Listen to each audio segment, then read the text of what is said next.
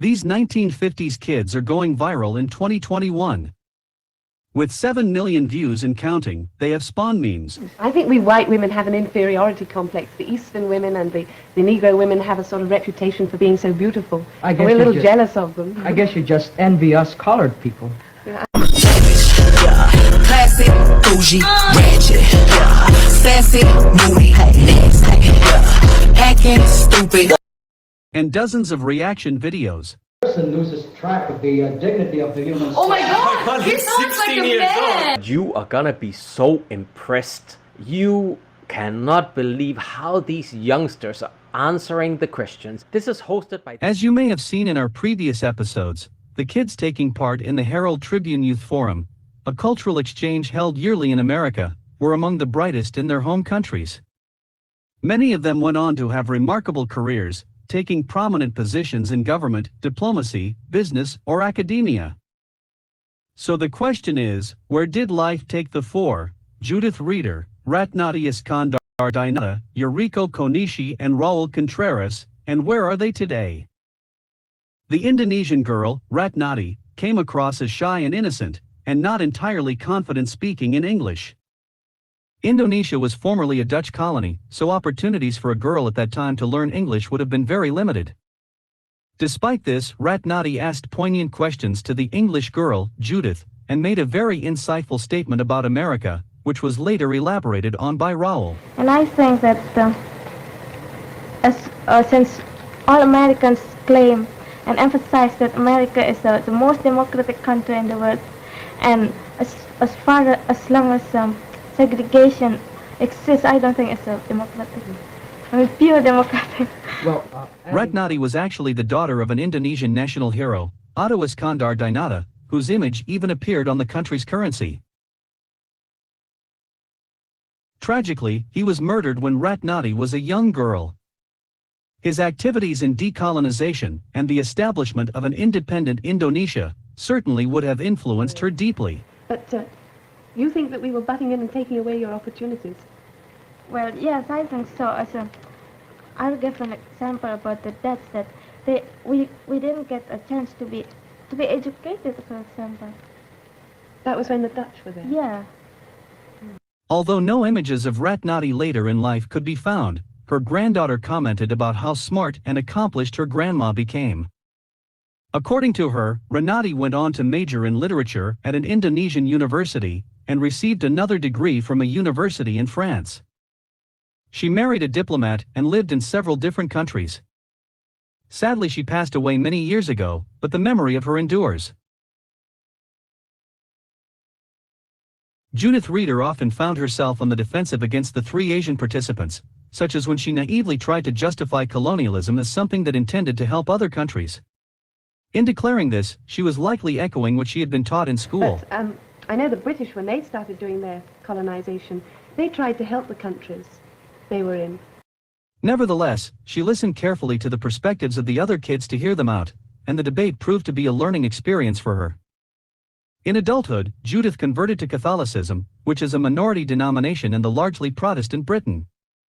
Her religious devotion became a defining aspect of her life. In 1977, she and her family, including her 3 daughters and 1 son, traveled to Rome as part of a documentary series on religions. She spoke here about the meaning of grace to her as a Christian. Being a Christian should help you, to grow, to reach your full potential. No, I don't know. Grace is so hard to explain. You've got to allow yourself, you've got to accept that what happens to you. It is a method of growth towards God.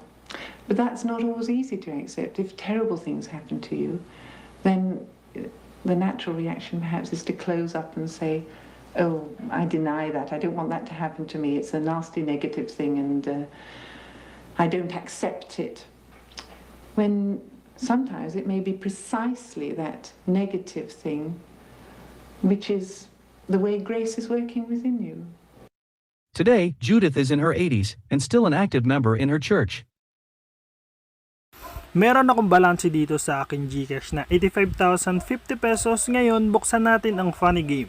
Meron maraming mga laro sa loob nito tulad ng color game, dragon at tiger, at iba pang slot games. Ngayon, meron akong 4,969 coins. So, magwi-withdraw tayo dito ng 4,000. I-click ang withdraw, kumpirmahin ang natanggap na Gcash number at pangalan at The cute Japanese girl, Yuriko Konishi, charmed audiences with her delicate nature. She talked about how Japan was slowly changing away from a patriarchal society where women were subservient to men to one that was more equal. Before the war, there was no democratic, and women belonged to men, and men controlled women in everything, and men had first opportunity to everything. Even getting out of the door, women had to open the door first, and the men passed first. And in the bus. It is therefore fitting that Yuriko later became professor of sociology and a prominent influence on gender studies in Japan. She has served as the representative of Japan to the UN Commission on the Status of Women and was president of the Women's Affairs Council of Tokyo. She is the author of many publications and articles on contemporary family issues, the role of women in society, and on women's empowerment and development. She is active to this day, and can be heard speaking here at a conference about women's rights. Buenos dias. That's all I can say.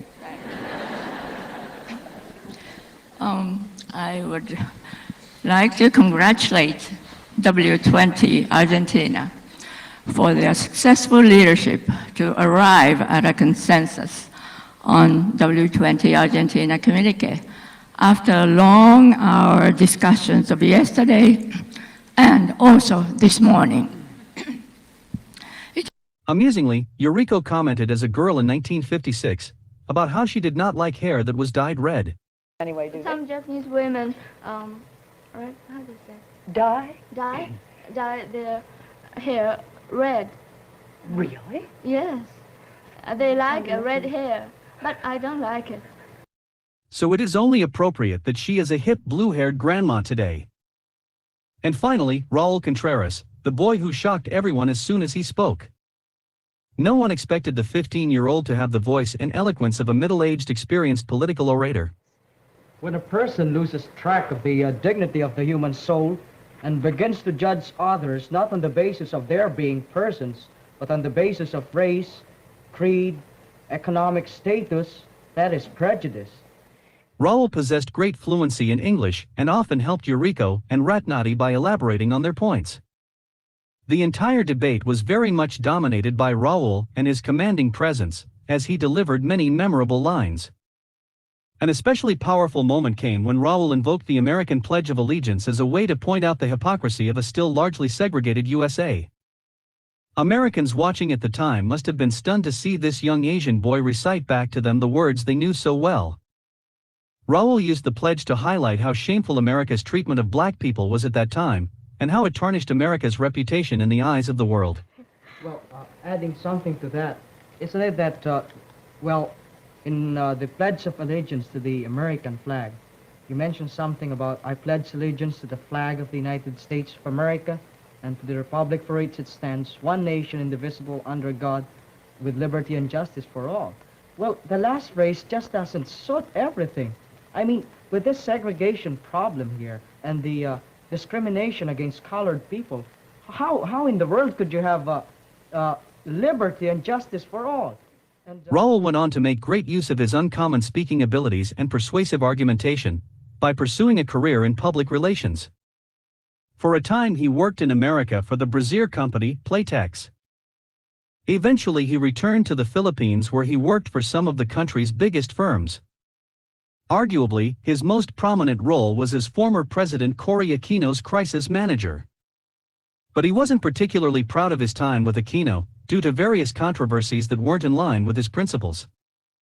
His family knew him as a master of tough love when he became a father and grandfather. His daughter was delighted to be able to watch his outstanding performance. She had heard about his time in America but did not see the video until it was uploaded to YouTube in 2020. Sadly, Raul died in 2012 at the age of 72, due to complications from lupus. Yet he lives on through his unforgettable performance. His intelligence, humor, and eloquence is inspiring teenagers 60 years later.